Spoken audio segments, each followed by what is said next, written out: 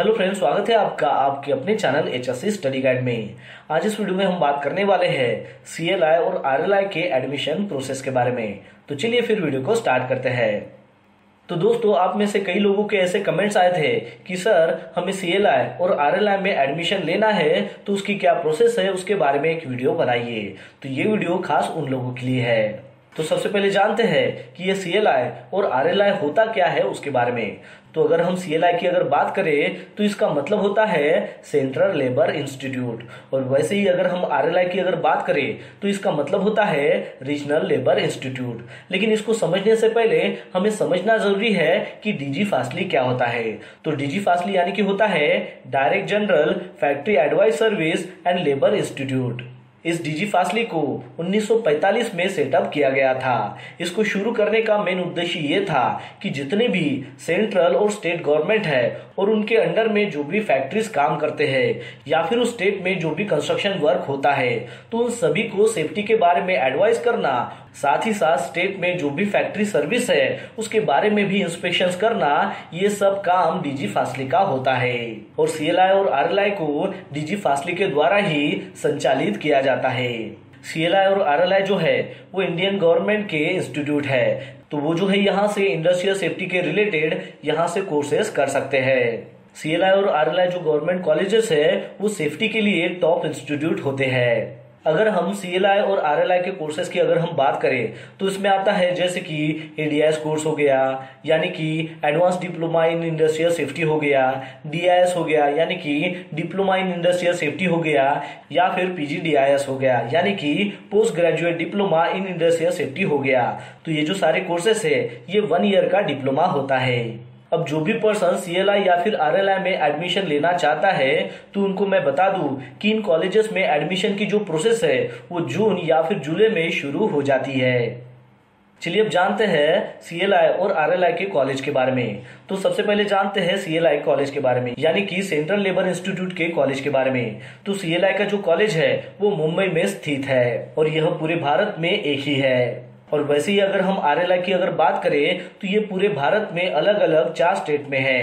तो उसमें सबसे पहला है आरएलआई शिलोंग, दूसरा है आरएलआई फरीदाबाद, तीसरा है आरएलआई कोलकाता और चौथा है आरएलआई कानपुर। अगर आप भारत के किसी भी कोने में अगर रहते हैं और आप चाहते हैं कि आपको सीएलआई कॉलेज में एडमिशन लेना है तो आपको इसके लिए जो है मुंबई आना होगा। और वैसे ही आप आरएलआई के कॉलेज में अगर एडमिशन लेना चाहते हैं तो आपकी सुविधा और आपका जो डिस्टेंस है उसके अनुसार जो है कॉलेज को चुन सकते हैं। चलिए अब जानते हैं सीएलआई और आरएलआई के एडमिशन के बारे में। सीएलआई और आरएलआई में अगर आपको एडमिशन चाहिए तो यहाँ पर 2 तरह के कैंडिडेट होते हैं। तो सबसे पहला कैंडिडेट होता है यहाँ पर स्पॉन्सर कैंडिडेट।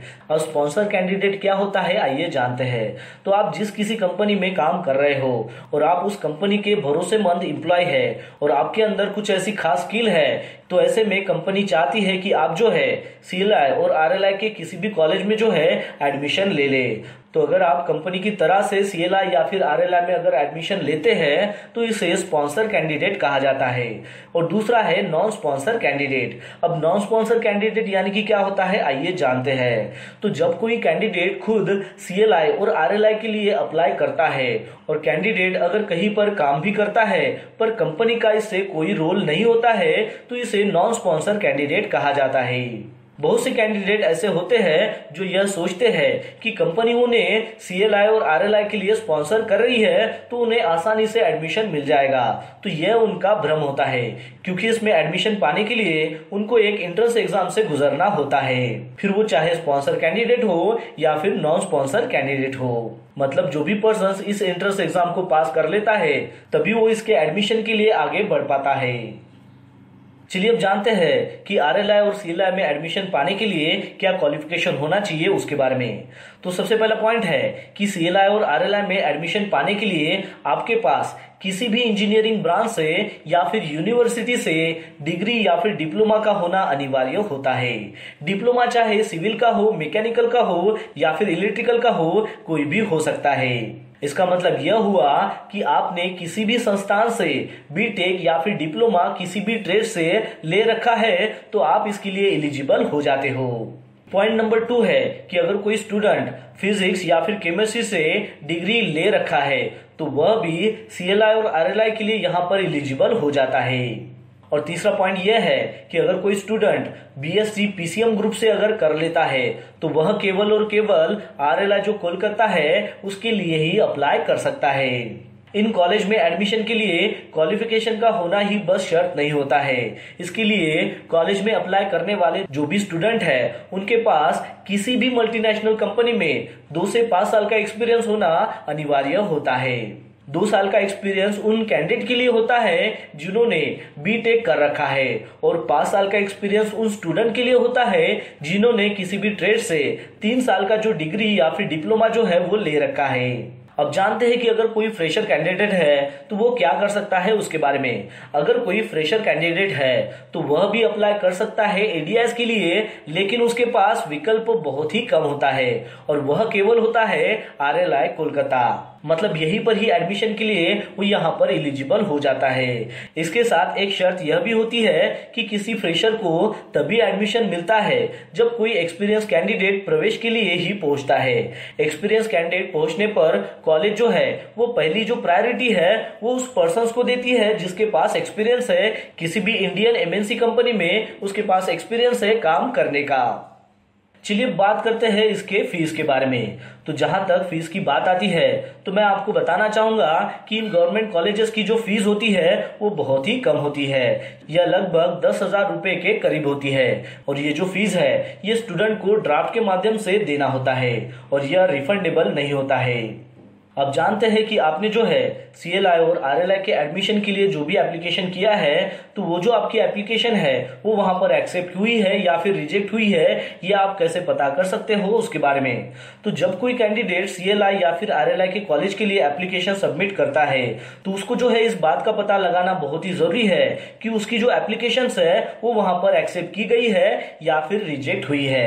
तो इसके लिए जो है आप DigiFastly की जो ऑफिशियल वेबसाइट है उसके ऊपर आपको जाना होगा, तो वहां पर आपको इसकी सारी इंफॉर्मेशन जो है वो मिल जाएगी। आपको यहाँ पर एग्जाम के बारे में जो भी इंफॉर्मेशन है वो यहाँ पर मिल जाएगी, यानी कि एग्जाम का डेट कब है। इसके साथ इंटरव्यू के शेड्यूल के बारे में भी आपको DigiFastly के वेबसाइट पर पता चल सकता है। इसके साथ आपको मेल आता है और उसके माध्यम से भी आपको सब कुछ पता चल जाता है।